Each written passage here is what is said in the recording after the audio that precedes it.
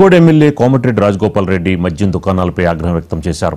ఊరు బయటే మద్యం షాపులు నడుచుకోవాలని, బెల్ట్ షాపులకి మద్యం ఎట్టి పరిస్థితుల్లో అమ్మకూడదని వారిని ఆదేశించారు. డే టైంలో పర్మిట్ రూముల్లో మద్యం తాగడానికి అనుమతిస్తే యజమానులపై కఠిన చర్యలు తీసుకుంటామని హెచ్చరించారు. తన నియోజకవర్గంలో వైన్ షాప్ టెండర్లు వేయాలంటే ఖచ్చితంగా ఈ రూల్స్ పాటించాలన్నారు. తన పదవి పోయినా పర్వాలేదని, తనకు నియోజకవర్గ ప్రజల ప్రాణాలే ముఖ్యమని స్పష్టం చేశారు.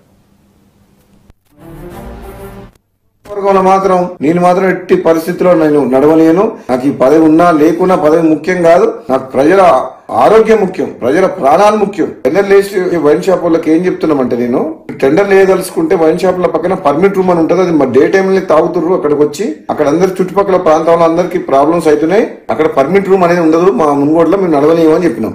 అలౌ చేయను. నేను ఎమ్మెల్యేగా ఉన్నంత వరకు ప్రజల ప్రాణాలు, ప్రజల ఆరోగ్యమే నాకు ఇంపడి తప్పితే ప్రజల జీవితాలతో ఆడుకునే ఎవరు ఏ పని చేసినా ఎట్టి పరిస్థితుల్లో ఒప్పుకునే ప్రసక్తే లేదు. ఊరు బయట ఉండాల్సిన వైన్ షాప్ ఊరు సెంటర్ లో ఉంటుంది. బెల్ షాప్ లోకి అమ్మొద్దంటే మళ్ళీ దొంగసాటుగా బెల్ షాప్ లో అమ్ముతుండ్రు. అది అమ్మొద్దో చెప్తున్నా. ప్లస్ మళ్ళీ వీళ్ళందరూ వైన్ షాపులు అందరూ కలిసి సిండికేట్ అవుతుండ్రు. సిండికేట్ అవడం వల్ల ఏమైతుంది, రేట్ పెంచి అమ్ముతుండ్రు, డూప్లికేట్ అమ్ముతుండ్రు. వేరే మండలాలు, వేరే నియోజకవర్గాలు, వేరే జిల్లా వాళ్ళు ఇక్కడ పార్టిసిపేట్ చేయొద్దు. ఇప్పుడు వైన్ షాప్ లొకేషన్స్ కూడా తప్పున్నాయి. టౌన్ లో, సెంటర్ లో, పబ్లిక్ ప్లేసెస్ లో పెట్టిండ్రు. అది ఊరు బయట పెట్టాలి వైన్ షాప్. అసలు తప్పకుండా ఈ మున్గోడుతో పాటు తెలంగాణ రాష్ట్రంలో ఈ ఎక్సైజ్ పాలసీని సమీక్షించి ఈ ప్రజల ఆరోగ్యం ఖరాబ్ చేసేది కాదు, ప్రజల ఆరోగ్యం మెరుగుపరిచే విధంగా మనం ఏ విధంగా ప్రభుత్వం పనిచేయాలనో ఆలోచన చేయాలని చెప్పి కూడా ప్రభుత్వం దృష్టికి తీసుకుపోతున్నాయి. నెల్లూరు జిల్లా కోవూరు నియోజకవర్గంలో బుచ్చిమండల్